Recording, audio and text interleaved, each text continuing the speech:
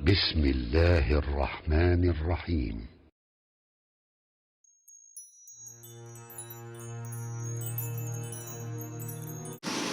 Hello everyone, today we are going to solve a mesh problem as they give us.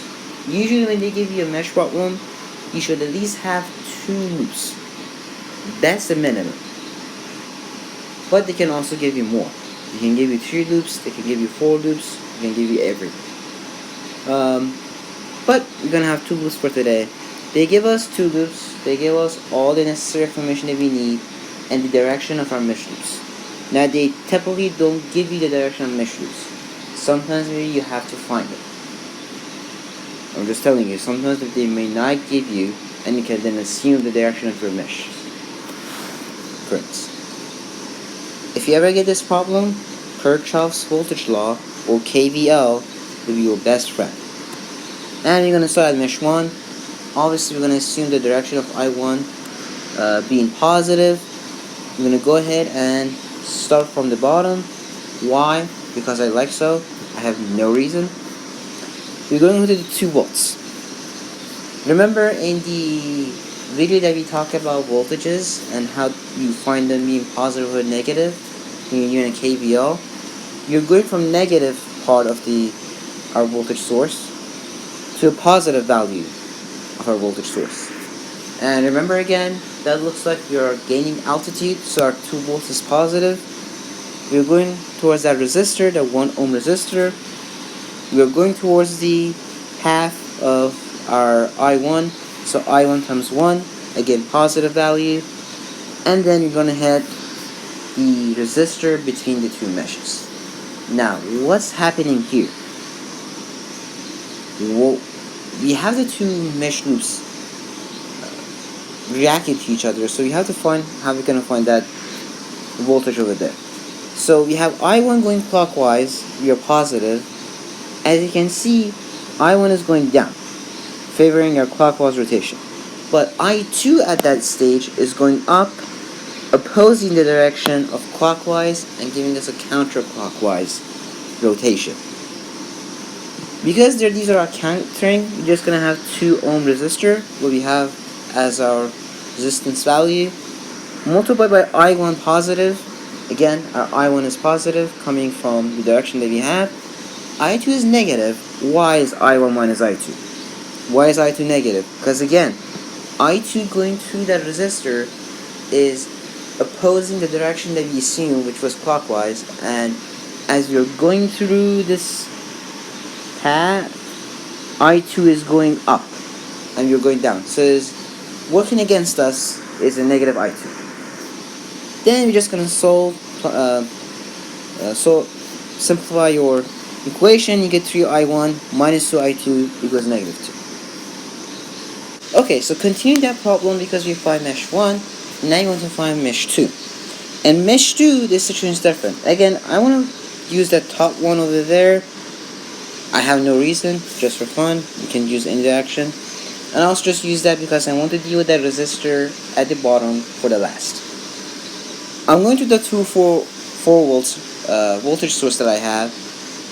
And again, since we're hitting the positive, going to down, this looks like we are losing altitude. If you're in a plane, there's negative 4 volts because we are coming from positive part of our voltage source to a negative part. Negative. Then we are going to do the 3 ohm resistor. We are favoring the direction of our mesh current. So it's going to be 3 times I2. Again, this is just because the direction that we chose is going to be clockwise positive, or I forgot to put that even there. And since our I2 is going clockwise as well, we're favoring our mesh current times the resistor is going to be positive 3I2. Now we are getting to the middle part, and the last part you're in the I1 situation. So we are going down and we're positive because we're using the clockwise rotation in mesh 1. Now we're in mesh 2. Now this time we're going up. So our I2 is positive because we are supporting the direction of our mesh current towards that 2 ohm resistor.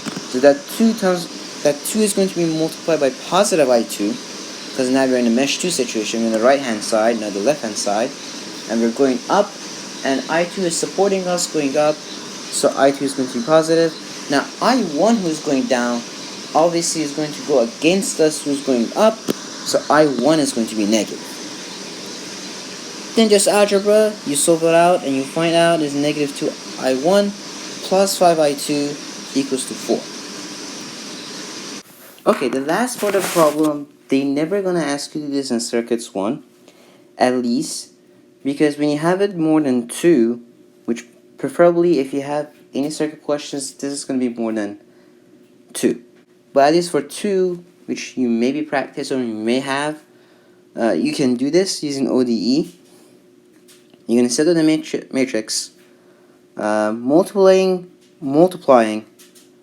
this matrix itself gives you the bottom part, which is 11, because 2 times 5 is 15, minus negative 2 times 2 times negative 2, which gives you positive 4, but again it's a subtraction here, so it's negative 4, minus 4, and then you get positive 11.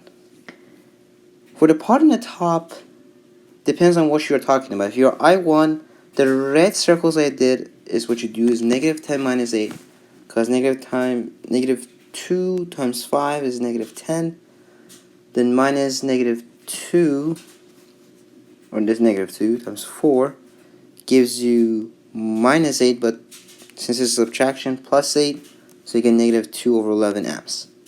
Again, they never ask you to do this if you don't have linear algebra as a prereq. And for the bottom part, always is the green part, so for that is 3 times 4, 12, minus negative 2 times negative 2, again positive 4, but it's a subtraction, so minus 4, and it's 8 over 11 amps.